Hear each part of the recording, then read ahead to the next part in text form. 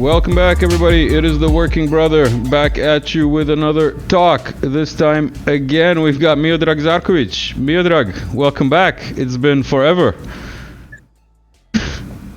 Thanks for the invitation. Always happy to be here. It's been way too long since we last saw you. Where have you been, and how has life been treating you? Well, I don't exactly recall when was the last time that we spoke. I guess it's been more than a year. So a lot of things happened in the meantime, both privately and professionally for me. So if I were to start listing everything that's changed, it would take too long and it would be extremely boring for everybody who isn't me. So basically, I'm the same, Yeah, I hope at least I am the same. I'm not sure if you remember since the last recording, this is a comedy show and nothing we say here has anything to do with reality, so you can say whatever you want here, and nobody can say that you're offending them, because it's all jokes. Okay. I remember that, and I will respect to keep it light, and because you're a Serbian, and because we've got the Olympics going, this is just for the Serbs, but gde si, šta radiš? Ništa, je upravo Kenja, Serb. This came across my feed today. Can you believe it? Like, this is scripted for Serbs. I can tell you, I mean, I've seen a lot funnier memes in Serbian. So yeah. I mean, okay, this one isn't that bad, but this one's from God. This one's not like like God made a guy from Kenya called Serb to get to the Olympics. Okay. So anyway, how do you feel about U.S. politics?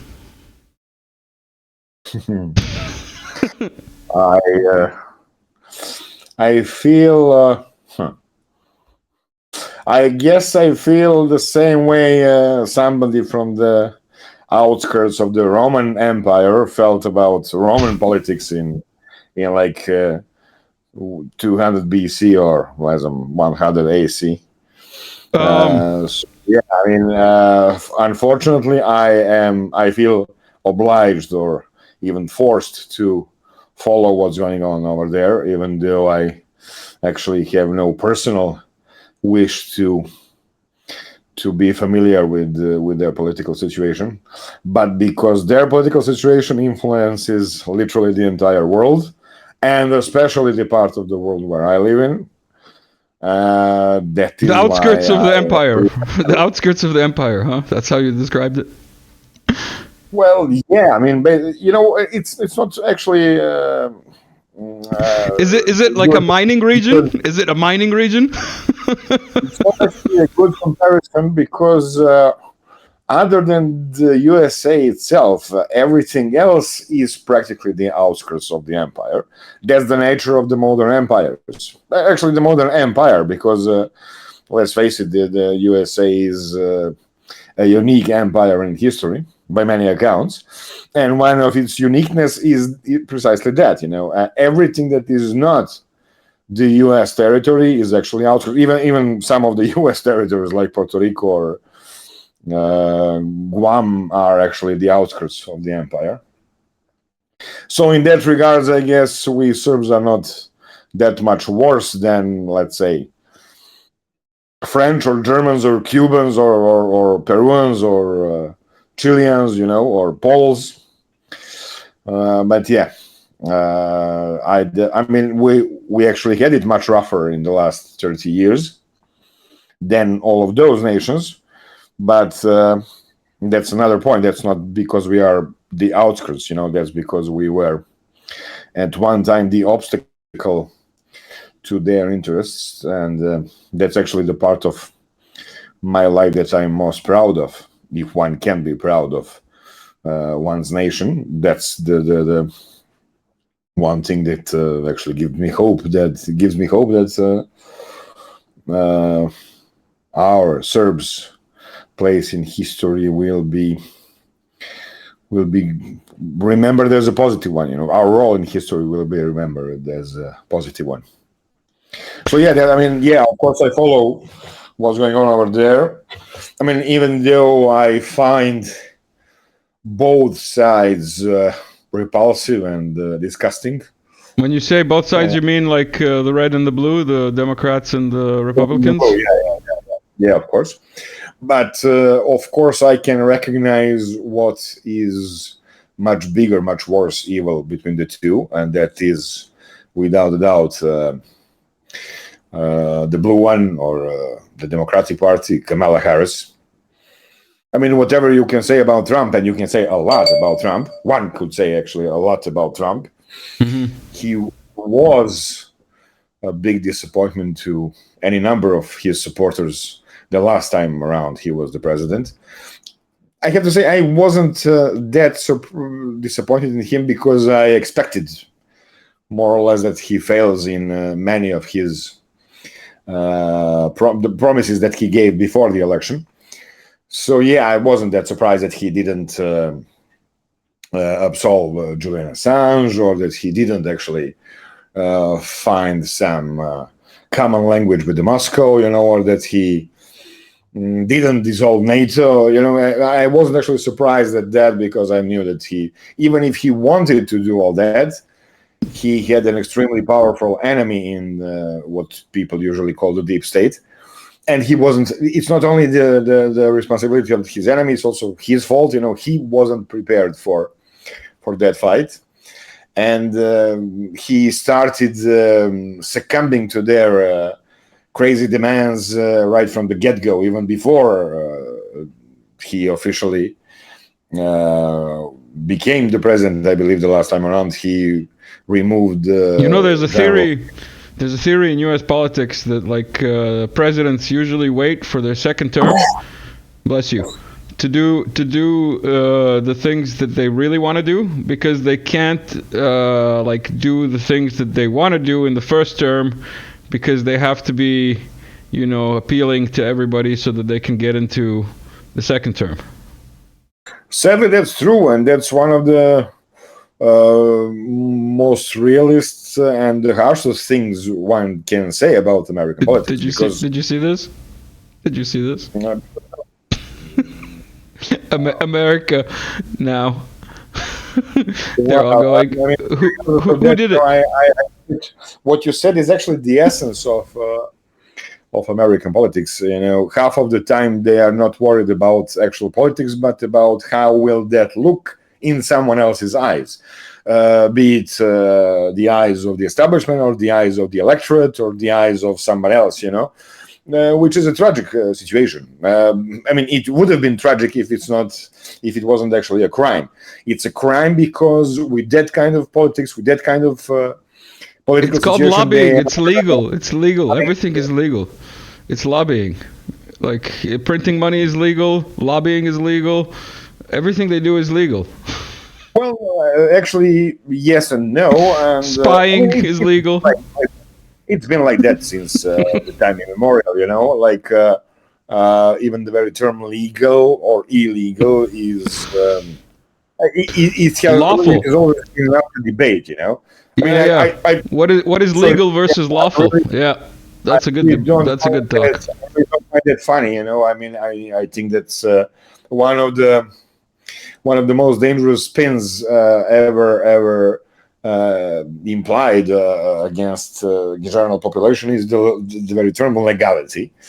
And of course, without laws, without constitutions, without international law, it would have been even worse, I guess.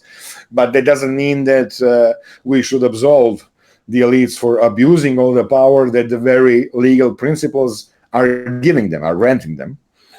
In any case, you can say whatever you want about Trump, but the other side, the side represented, at least at this moment, by Kamala Harris, is the side that's actually that goes against the very humanity. They are insisting on any number of genders. They are insisting on denying basic biological facts. They are against family, they are against tradition, they are against life itself. I mean, just look at what they are doing now with the question of abortion. It's not the matter of women's right to do what they want with their body. Of course, they should do whatever they want with their bodies, just like we men can do whatever we want with our bodies. My tragic body is one of the is the all the evidence. Innocent victim of blind justice. What is most bad? The fetus, the child inside the woman's womb, that's not her body. That's the body of another person. Forget that. Like, just debating the whole topic within the scope of talking about it in America is beyond debate anymore, because they define abortion as like being legal in some places after birth, which is like, what? That's not an abortion. No, that's not an abortion by any standard. It's not ridiculous. It's a crime. You are granting all the women the right to kill their babies. I mean, that's insane. Women doesn't have the permission to make babies. It's liberal. You don't understand. You don't understand. I know that this is okay. Wait, I have to take a break. For a second. I want to thank everybody who's bought me coffees. First of all, I won't do the banner now. I'll do the banner later. But I want to also take a break and have you introduce yourself a little bit. Give us like a short summary of who you are for people who might have stumbled across new subscribers. Who I'll link the old talks that I had with you in. They'll be popping up here somewhere. But tell people who you are and why you're a little bit more serious than this comedy show would, Well, the last time around, as far as I recall, we were more serious. And I think the topics that we are about to cover, or at least that's my guess, that we're going to cover them, demand at least some degree of seriousness. As you said, my name is Miodrag Zarković. I'm Serbian patriot, Serbian nationalist, even if you want. I was born and raised in Belgrade. That's the capital of Serbia. I never moved from Belgrade. I mean, I spent quite substantial periods in other countries. For example, I spent roughly a year in Donbas since the Russian intervention began 2.5 years ago.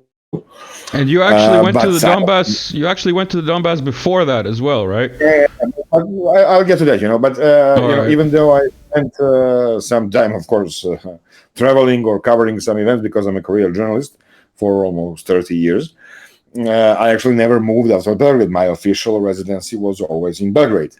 And I actually lived in four countries. Socialist Federal Republic of Yugoslavia, then Federal Republic of Yugoslavia, then Serbia and Montenegro, then now in Serbia. And that is the fate of practically every Serbian.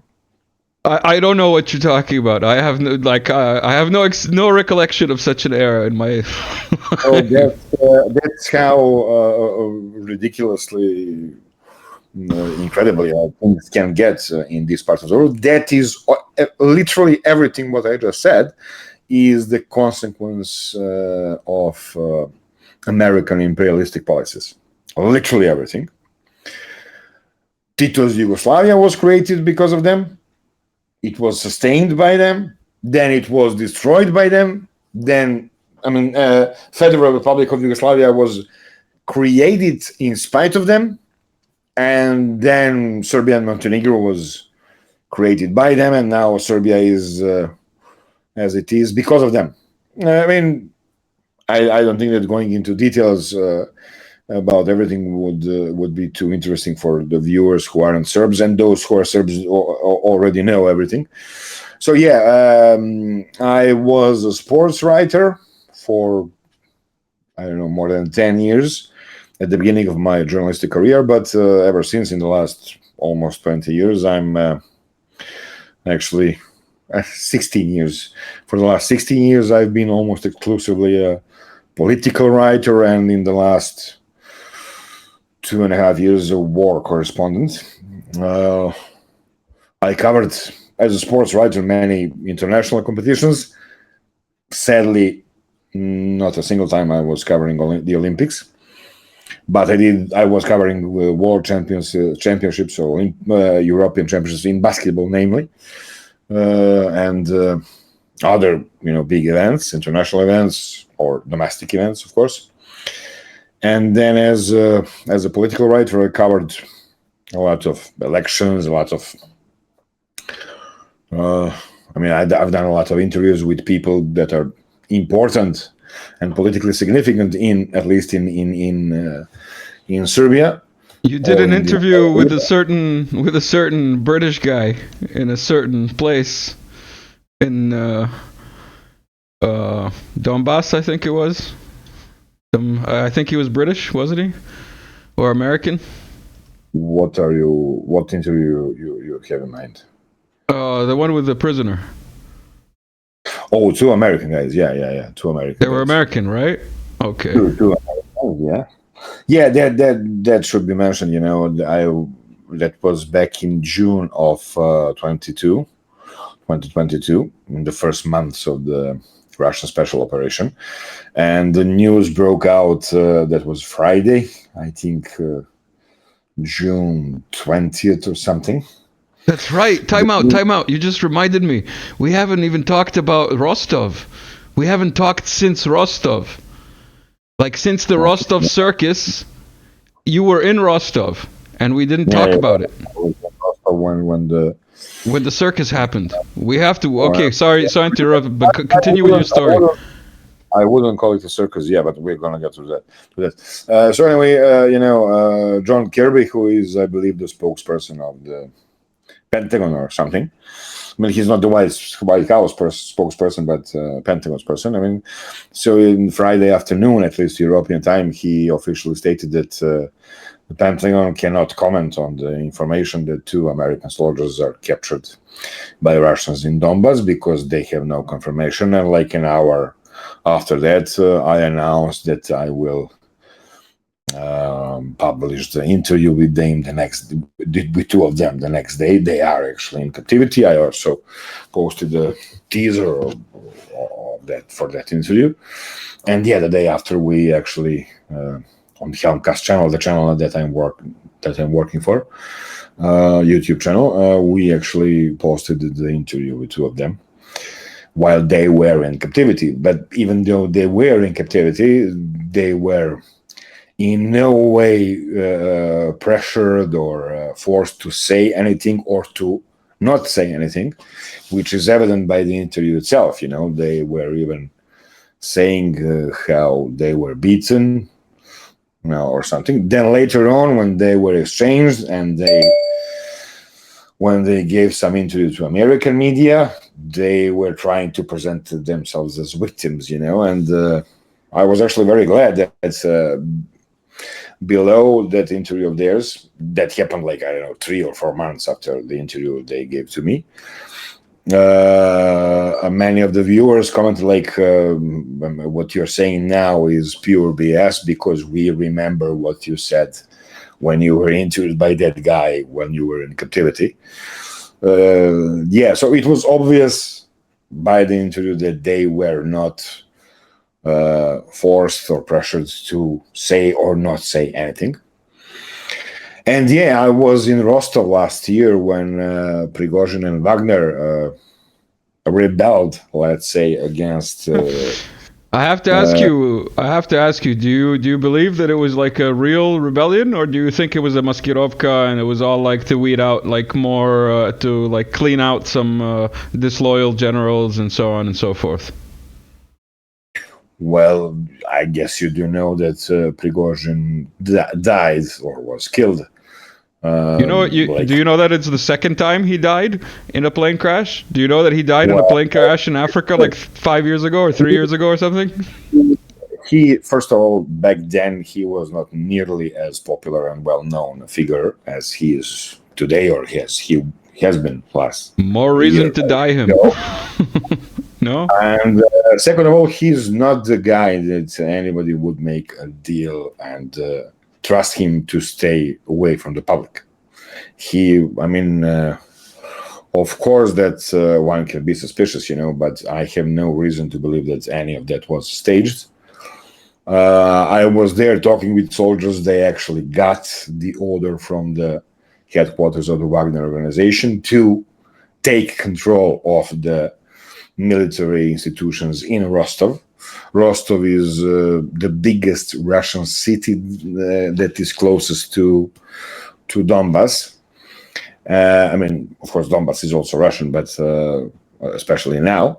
And it was always in cultural sense, it was always Russian. But I'm talking about the Russian territory before 2022. Rostov is where the headquarters of the special operation are located. And that's why I guess Wagner gave the order to their guys to capture the military institutions. The capturing of the institutions themselves was bloodless. But it wouldn't be fair to say that there were no tensions. Both sides were somewhat confused. Wagner guys were talking to us. Some were actually, they were talking to me as if I am a regular citizen of Rostov. Sometimes I would tell them that I'm a journalist, but mainly I was just standing beside while they were talking with the citizens, and I was listening to what they're saying. Occasionally I would interrupt with a question or two of my own. But my Russian is very broken, so I didn't want to reveal myself too much, So I was mainly standing by and letting actual citizens of Rostov do the talking with the guys who were with the soldiers. And sometimes the soldiers would say to them that it's a really dangerous conflict, that the Ministry of Defense actually hates Wagner, and takes Wagner as a bigger threat than Ukrainian army even. But some were saying that they are actually confused and that they have no idea what they're doing, and that they are embarrassed with the entire situation because they believe that they were fighting for Russia and not against Russia. And the same you can say about the other side. There were soldiers of the regular Russian army, not nearly as numerous as the Wagner guys, but there were soldiers of the regular Russian army. And, they were tense. There was no conflict whatsoever while I was there, and I spent on the streets practically the entire day. But, they weren't comfortable. They weren't pleased with what's going on. And some of them actually looked as if they are approving Wagner's demands and Wagner's dissatisfaction with the military. And those guys lost their jobs, or worse. No. Actually, that's wrong. That would be my presumption. I can safely say now what was an open secret of a sort in the entire Donbas. Wagner was immediately returned to the service. Half of them was deployed on the Avdiivka direction. Avdiivka was practically the crucial Donetsk suburb. And the battle for Avdiivka actually started in October of last year, and it ended in the February of this year. It was a long battle, one of the longest ones in this war. Or people maybe don't realize, but if you consider that battle for Avdiivka as only the part of the bigger battle for Donetsk, Battle of Donetsk then may be the longest battle in history. And I'm not only talking about the last 2.5 years, but we can talk about 10 years. Because back in 2014, in the summer of 2014, Ukrainian army attacked Donetsk. And ever since, Donetsk is resisting. Now, practically the entire area of the city is under Russian or control of the Donetsk army. That is now part of Russian army, of course. But during the last 10 years, practically there was never a peacetime. I mean, there were years when the fighting was not nearly as intense as it has been in the last 2.5 years. But practically the entire 10 years, the battle for Donetsk was going on, was being fought. And speaking of Donetsk, now that you're like circling to that topic, I wanted to also bring up Texas because I'm sure people are dying to know, because they know that you know him, and like subscribers will know that I know him, and I thought it would be a good time to cover that with you, and maybe you can tell people what you know from Texas's wife, and what the bottom line is, or the update as of now, what we know. Yeah, it's a very ugly and sad story.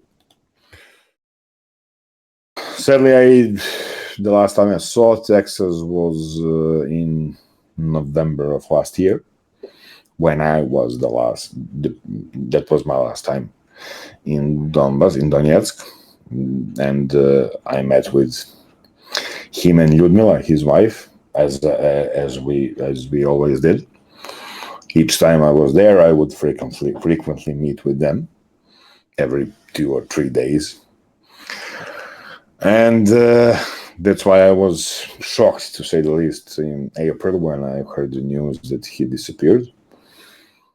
It was pretty obvious from the start that it's probably not going to end well, and sadly, it didn't.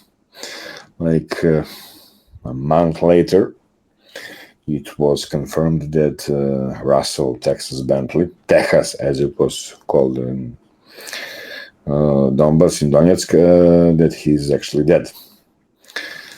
He was, as far as I know, to the best of my knowledge, at least that's what Lyudmila, his widow, told me, and he was told all of this by soldiers who respected, Russian soldiers who respected Texas and who are very disturbed by what happened to him. He was practically kidnapped by a wild group of Russian soldiers. They just bumped on him in the Petrovsky area of Donetsk, where Russell and Lyudmila had their house. That's that's actually the area of Donetsk that was most heavily bombed for the last 10 years. So he went to see, when they were there visiting their house. You know better than I do that they didn't actually live there because it was too dangerous, so they rented an apartment in downtown. But every other day they would go to visit their house to see if everything's okay, to feed the cats. And while they were there in Petrovsky area, Petrovsky Rayon, as it's said in Russian, they saw that some part of Petrovsky was hit by Ukrainian missiles. And Russell went there to see what's going on. And while he was there, he bumped into a group of soldiers who presumably recognized him. And one of them, or who knows, maybe all of them, got the idea that they should actually kidnap him and then blackmail his widow or his friends into paying some ransom for him. And then, in order to discipline him or whatever, they used the taser. What? Taser. Yeah. Now, he being with heavy heart condition, his body didn't react well to that, and sadly, he passed away almost instantaneously, as far as I know. And then they tried to hide or cover the body. maybe they did it too well, because when I spoke to Lyudmila, like month and a half, 2 months ago, she told me that she still didn't receive the body, and that those responsible for Texas' death are still not punished or processed in any way. I guess that it could mean that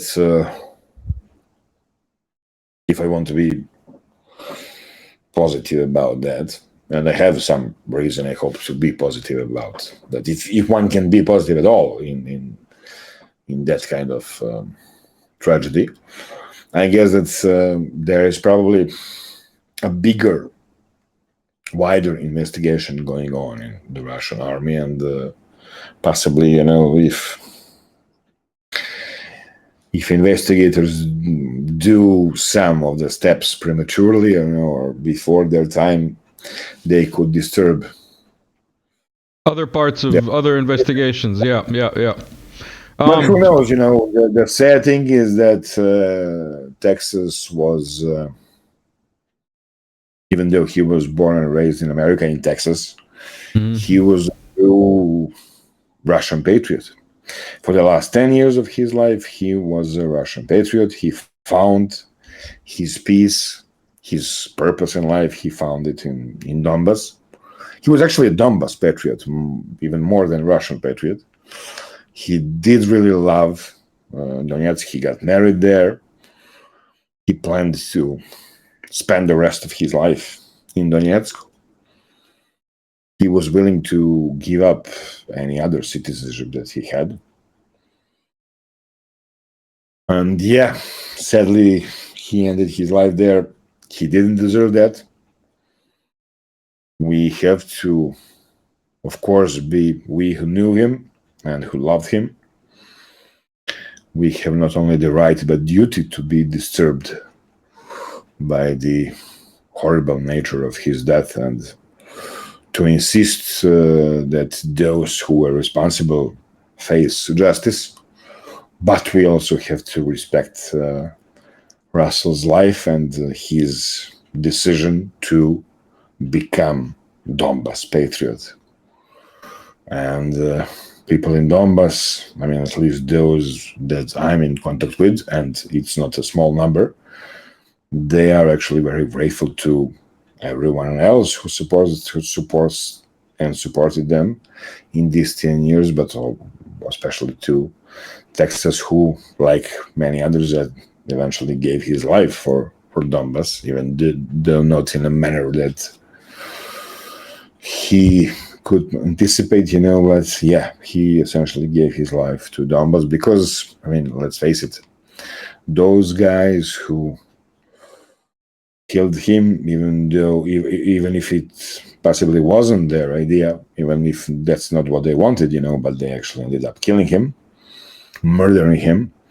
Those guys are the enemies of Donbas as much as Ukrainians or NATO is. So, yeah, it's absolutely agree. It's sad, it's disturbing, and I can only hope that justice will be served as soon as possible. With that kind, if justice isn't served in that case, in the case of a man who dedicated his last 10 years to Donetsk, to Donbas, then, that would be a horrible stain to the Russian army and to Donbas itself. And I don't think that they will allow that. Historically, Russian army and Donbas and Russia itself is not known for tolerating such injustice. Yeah, as Hawking said, he deserves a street named after him in the liberated Donetsk once it's fully liberated. Of course, but that's like a minimum. For starters, he deserves that his murderers face justice. Well, yeah, obviously, yeah, that goes way before the street. Yeah. But I was gonna, because you were talking about cleaning and internal investigations, stuff like that. And you reminded me across my feed today, or maybe it was yesterday, the head of Patriot Park was recently also arrested by the FSB for fraud or like whatever. Who? I didn't hear who.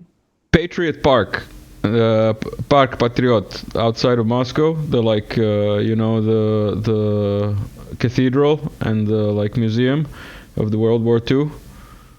The head of this facility, which is basically military, was arrested for corruption and embezzlement. And he's just one of the let's say 10 maybe that I've seen in the last month or so that have been arrested for or like under investigation or whatever after the whole Shoigu reshuffle and the new Minister of Defense.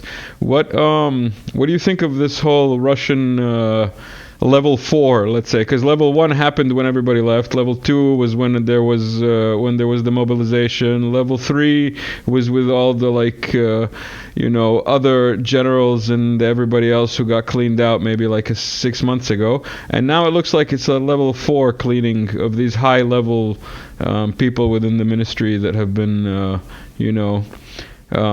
saving stuff in the closet. Let me put it like this. Russians are at least cleaning or trying to clean their house. What is the West doing? As far as we know, God knows how much money or equipment this is what the West is doing. Ukraine ended up God knows where. Did anyone? There was 10 billion. There was 10 billion, and then there was another 10 billion before that, I think. Did anyone conducted any investigation about the Nord Stream?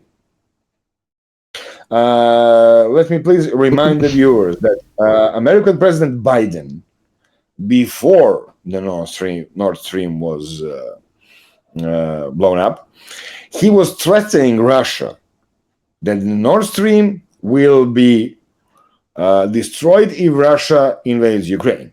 Victoria Nuland was giving the same threats. Radoslav Sikorski, who is now the foreign minister of Poland, I believe he was also the foreign minister of Poland back in 2 years ago when Nord Stream was blown up. He said, "Good job," or something like that. Bravo, or something like that. That was his post on Twitter, I believe, when he saw the news that the Nord Stream was blown up. And with all that evidence, the West is still like, oh, we don't know who blew up the Nord Stream. Maybe it's Russians. They know, man. It was those Ukrainians. It was like 6 Ukrainians with a sailboat. So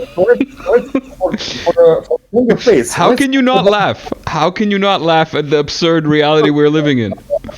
I actually found nothing laughable, nothing funny about that. It's not funny. It's absurd. It's absurd. It's beyond absurd. It's not funny that a senile, evil, extremely evil, wicked, and corrupted person like Joe Biden is the front that's supposedly running America, even though he can't actually run his own mouth at this point. He doesn't have control of what he's saying, and we are expected to believe that he is running the country.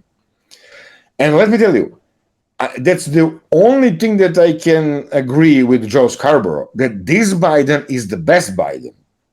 Because when Biden was sane, he was directing bombs across the world.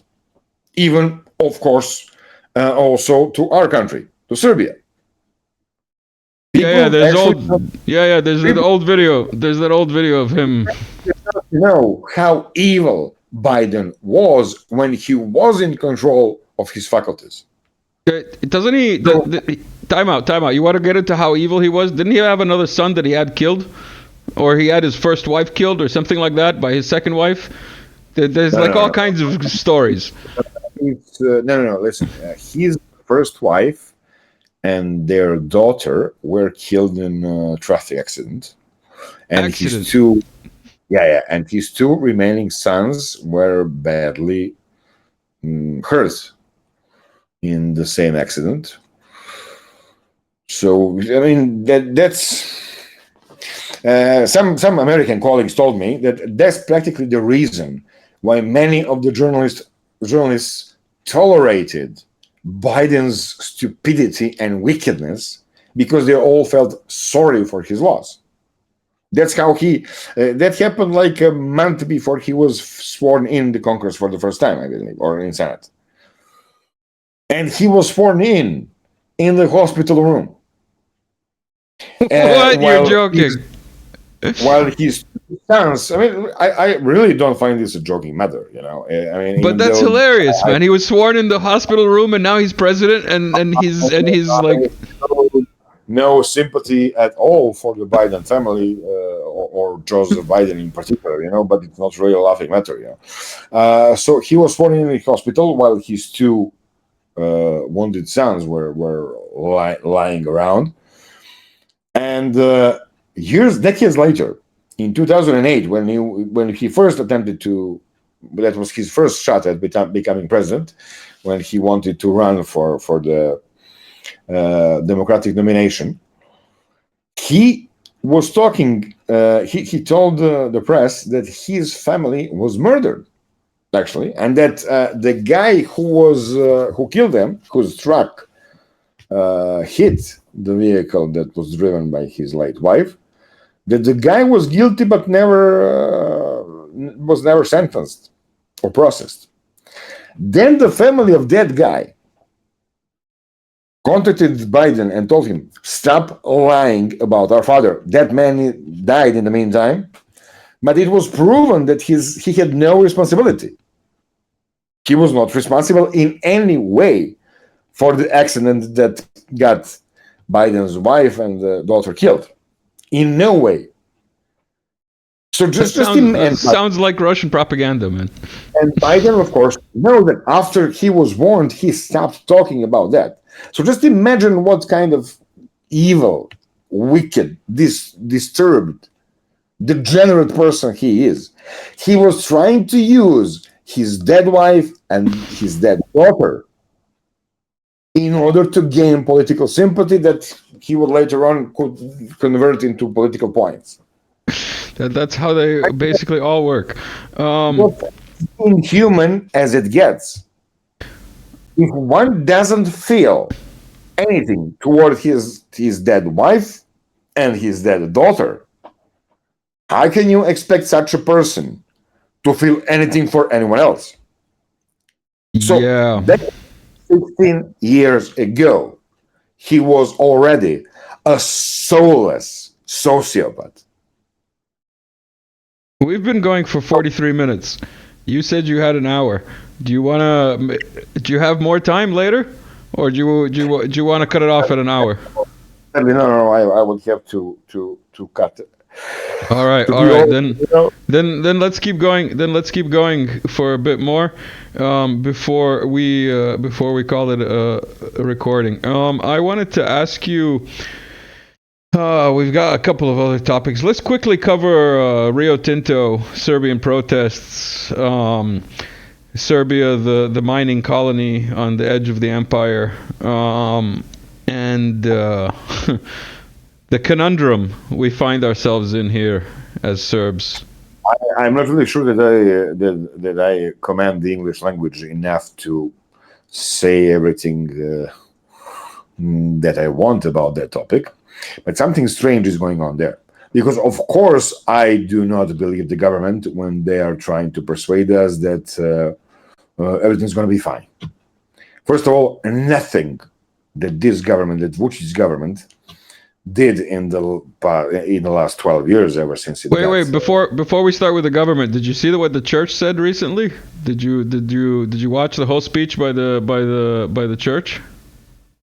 Remind me, what do you think? What do you have in mind? Profitir je Andri krv reka, crvena reka, govor crvena reka. I'll send it to you. You obviously didn't. In any case, continue. Listen, I'm not the biggest fan of our patriarch. and I think that he would do the biggest service to the Serbian Orthodox Church if he resigned from the position. So I don't follow him closely, but I guess that I can't be surprised with what he can say and with his stance. But anyway, everything that Serbian government, Vučić government, did in the last 12 years was opposite of what they were claiming. They claim that they are fighting for Kosovo, but in reality, they betrayed Kosovo Serbs, and they decreased the presence of the Serbian state in Kosovo itself. Kosovo, to remind your viewers, is the occupied region of Serbia. It is Serbia by the international law, actually. And anyway, I can state a number of things, and I mean, we just have to recall what Belarus President Lukashenko said 3 years ago, that at the outbreak of pandemic, it was Vučić who received money from WHO to declare the state of emergency in Serbia. Well, not only Vučić, like all of them, like all the leaders everywhere. Like he actually named Vučić specifically. Maybe as an example, maybe that's the only example that he knows of, but he specifically named Vučić. Mm-hmm. That's not to say that the previous government was any better, because it wasn't. Sadly, in the last 16 years, our governments are chosen by the American embassy. And they are in close cooperation, sadly and insanely, with Western embassies, but particularly with American embassy in Belgrade. That's the sad state of affairs in many countries, not just in Serbia. As late Marquez said, why there is no... I was just going to make the joke. Yeah, go ahead. Why are there no circumstances for the revolution in America? Because they don't have the American embassy there. So yeah, Gabriel Garcia Marquez. You're finding the humor. You're finding the humor in it. By the way, I found the video of the. It's this. Krvava reka, Rio Tinto, Monarch. No, okay. So in any case, we have no reason to believe what government's saying about Rio Tinto. Actually, we have all the reason to believe the opposite of what they're saying. So we should never allow Rio Tinto to dig anything or to mine anything in Serbia. But on the other hand, the protests that are rising are run and conducted by people who are not a bit lesser traitors than Vučić. And they are also ready to serve or to cooperate with the American embassy if they come to power. And when they were in power, before Vučić, they were doing exactly that. So, I mean, that's one of those issues where you're talking about the yellow people, or Demokratska stranka, as they're called, like yeah, right? We have I mean, what you could call them like the deep state in Serbia. Oh, that's hilarious. The DS is like deep state. No. I wasn't actually talking about DS. I was actually talking about cultural establishment, media establishment, I mean, the same thing they have in America, we have here, just like all those brainless singers or actors. I mean, Robert De Niro, who is... Listen, I still think that he is possibly the greatest actor I ever saw on the screen. But he is obviously a very, very sad and confused individual. And when you are sad and confused individual in your 80s, then I can only imagine his sadness and confusion in his head like 40 or 50 years ago, you know. So I mean, he's a sorrow creature, you know. He's a pitiful creature. That level of ignorance and arrogance, you know, combined, is really a sight to behold. I mean, don't get me wrong. I have many complaints against Trump. I can criticize Trump for days, possibly. But whatever I can say about Trump, I can say even worse about the opposite side, you know? So practically that's the very similar thing to what we have in Serbia. Actually, we have a little worse here. We have it a little worse in Serbia because a figure like Trump would have been an improvement in Serbia. Sadly, we don't have even that. We have the electorate who is tired and frightened and whatnot, but the electorate is still ready to show some resistance. I have to remind people that Serbia was the first country that actually rebelled in the streets in Belgrade in July of 2020. We were the first country, the first city to rebel against insane COVID measures, the lockdown and whatnot. I thought you were going to say the Turks. I thought you were going to say to get rid of the Turks, to be like rise up against the Turks. We kind of have a history of doing that. We're instrumental in that, you know, just as the Turks, if you don't believe us, you know. They still remember, I mean, historically remember, of course, all of that has been happening 2 and more centuries ago. But Turks have a very vivid historical memory of who gave them the biggest headaches when they had the Ottoman Empire. When they were running the Ottoman Empire, by far the biggest headaches were caused by the Serbs, you know. So, yeah, I mean, it's a very sad thing that kind of electorate has this kind of politicians that we have. It's just like, you know, basketball. I mean, we have possibly the best basketball fans in the world. Basketball fans of Red Star and Partizan are actually famous the world over for their passion and for their strong support for the clubs, for their respective clubs, you know. And you know, it's very sad that American basketball players don't have the opportunity to play in that kind of atmosphere, and that kind of fans, you know, don't have the opportunity to regularly watch and attend games that are of the NBA quality. Time out. This is a comedy show. This is a comedy channel. It has nothing to do with sports. We like don't discuss sports here. But since you really have to mention sports, and we were talking about the protests, listen. No. Ridiculous policy, you know, not to comment on sports.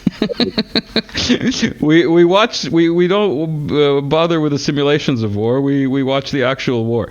In any case, I'm joking, of course. And because you bring up sports, you reminded me. I just wanted to interject because you brought up the sports clubs in Serbia, and we were talking about the protests. And recently, I noticed that there's this thing going on between the protesters who are against the mining and the Red Star Belgrade team who is basically complaining that everybody is talking about this Rio Tinto thing, and everybody forgot about the Kosovo occupation and what's going on in Kosovo, which is also worth mentioning, by the way. Hello, they closed down the post office. And what was it? Oh yeah, they want to open that bridge. Do you want to comment on that? You were down there recently, I believe, like a couple of months ago, right? Sadly, not as recently as I would have liked. I was there in February, and I mean, my family has ties in Kosovo. We originate from Kosovo. My father was born there. I still have uncle and an aunt living near Gnjilane. And I have many friends in Kosovo. I try to go to visit the region as frequently as possible. I have many friends there, and I hope I will never live to see the day that Serbs give up on Kosovo. And yeah, the situation there is extremely difficult for Serbs because on one side they have the Belgrade regime who is abandoning them, betraying them, stabbing them in the back, and on the other side they have pure fascism coming from Pristina. Pristina is in no way an independent player. Pristina is the so-called capital of Kosovo. I mean, it was the capital of Kosovo even back when Kosovo was fully the part of Serbia and not just nominally as it is today. So yeah, but Pristina is where the supposed Kosovo government is seated. And it's not an independent state by any means. At one point, even when the so-called prime minister of Kosovo was Haradinaj, he was actually praising, he was boasting about the fact that Kosovo doesn't have a foreign minister. And they don't need one. Why not? What would you do? I mean, what would he do? We are in any case, anyway, we're doing whatever Americans tell us to do. So what would be the purpose of the foreign minister, So, I mean, now I guess they have a foreign minister, but the situation is literally the same as it has been back in Haradinaj days. Even though it's a little more complicated with Kurti, the current prime minister of Kosovo, because he came to power with the blessing and support of Germans. One of the unique circumstances in the Balkans is that everywhere else in the world, German imperialism was defeated, except in the Middle Europe. I'm talking about countries like Poland or Czechia or Slovakia or Hungary, and in the Balkans. And so here in the Balkans, German imperial interest is often in conflict with the American or British imperial interest. And that's actually the case about the current Kosovo government, so-called government, where Kurti initially had the support, and I guess that he still has the support of Germans. And that's why Americans are not so friendly towards him.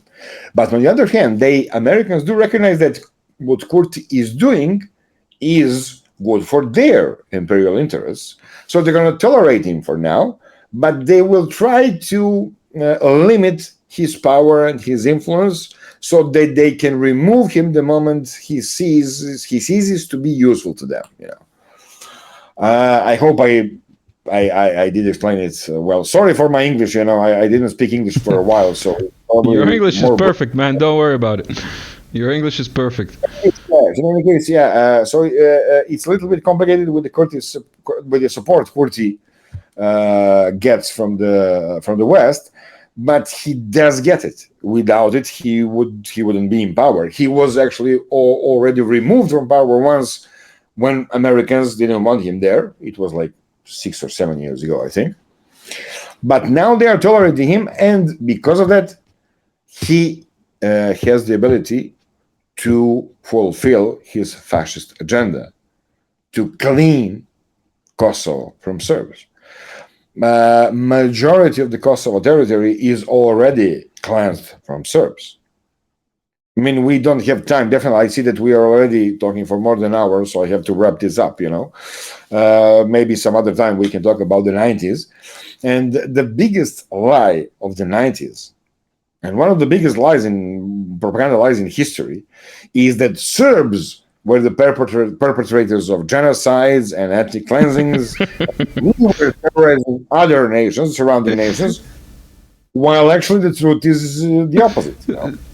It usually is like that. They usually do it, and then they accuse you of doing it. It's kind of like the Israeli tactic of beating you, and then saying like, "Oh, you fought back."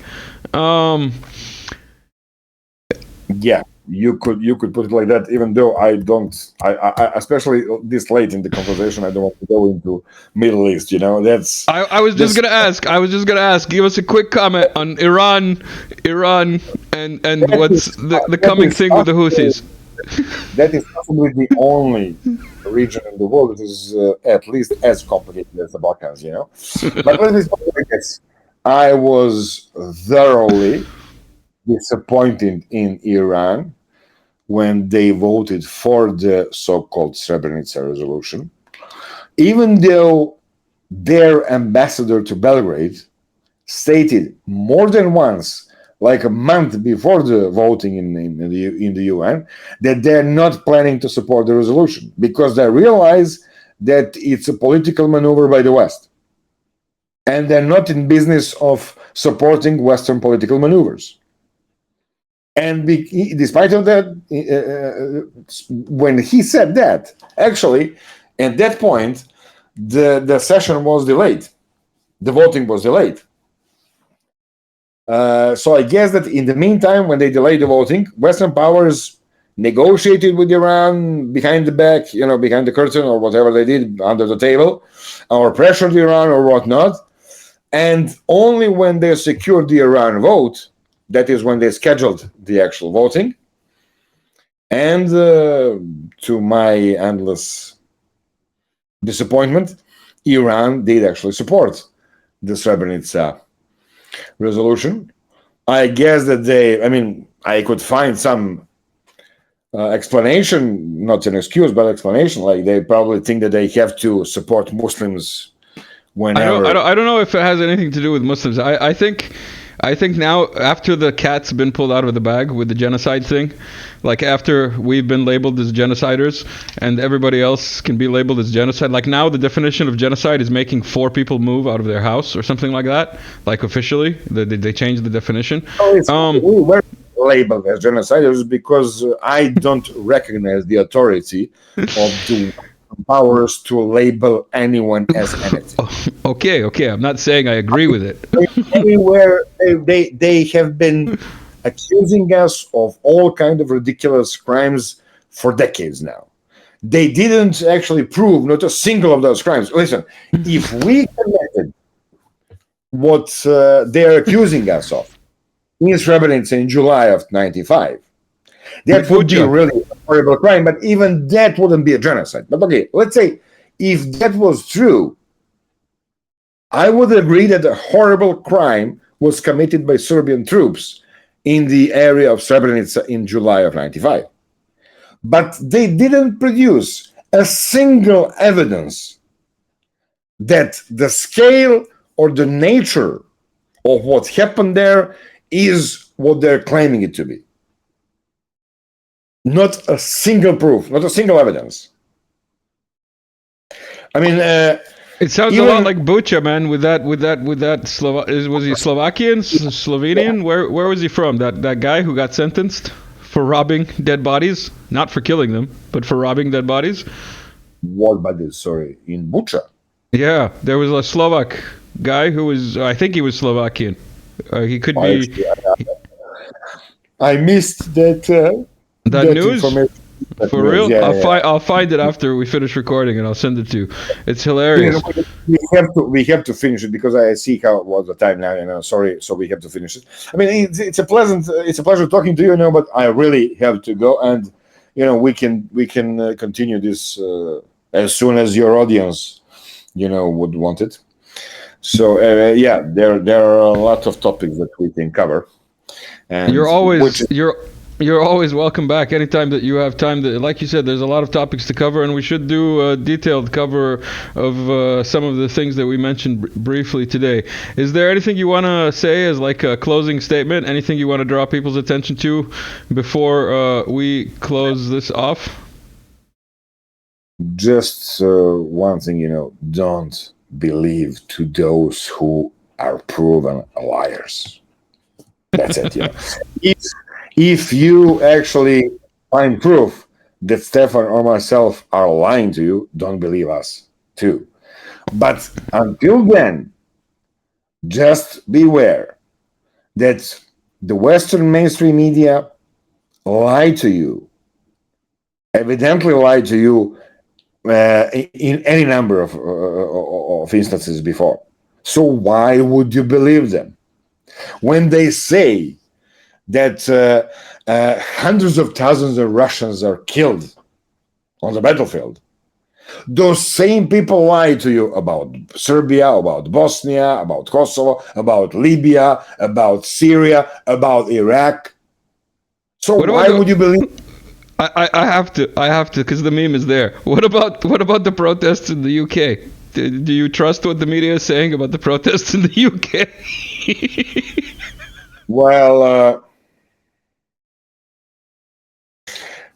I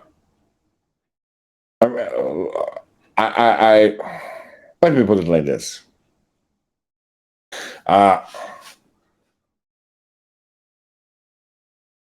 British liberals, just like American liberals, are the only group that British conservatives can look better than. Just like, American conservatives can look like a preferable option only when compared to American liberals. In the same vein, British conservatives can look like a somewhat preferable option only when compared to British liberals, English liberals. And I know that there are okay people in Britain, but considering all the damage Britain inflicted on the rest of the world, please don't be surprised if I'm not sorry for the problems and tragedies that may fall upon them in the near future. Please understand if I don't cry at night over British troubles. I can fully sympathize with you. Please bear in mind this: when compare the West with the rest of the world, when there was a civil war in America, Russian ships protected American shores so that no foreign country, and especially Great Britain, could use the situation and invade America. Lincoln asked them, and they responded. They sent ships, it's a historical fact, from 1861 to 1865. They actually sent ships to both sides, like to the east and the west coast. Yeah. 50 years after that, when there was a civil war in Russia, Americans, just like Brits, just like Poles, just like Czechs, sent the invading force. They didn't protect the borders. They sent the invading force. That difference is everything you need to know about the West. When they needed Russian protection, they got it. And they got only what they bargained for, only what they agreed upon. Only what was agreed upon, they got it. Protection. 50 years after that, Russians possibly needed some help. No, they sent the invading forces. So wait, do you think this thing in Britain, do you think they're letting it happen to see what the people react as? That's a question that was sent in to me by a top-tier subscriber. Let's put it that way. How can I know that? But even if they're doing it, it can backfire on them. I mean, they can lose control, and possibly they already did. So, who knows? I mean, once again, I'm not going to do terrible. See, that's the kind of sport. That's the kind of sport we discuss here. You're much more interesting than the World Cup or the Olympics. Yeah. Okay. Anyway, that's it. I have to go. Thanks for the conversation. And all right, let me play some music. Thank you, everybody who stuck around to the end. Thank you, Miodrag. Everyone, like, share, subscribe, all that good stuff. Peace out. Ciao.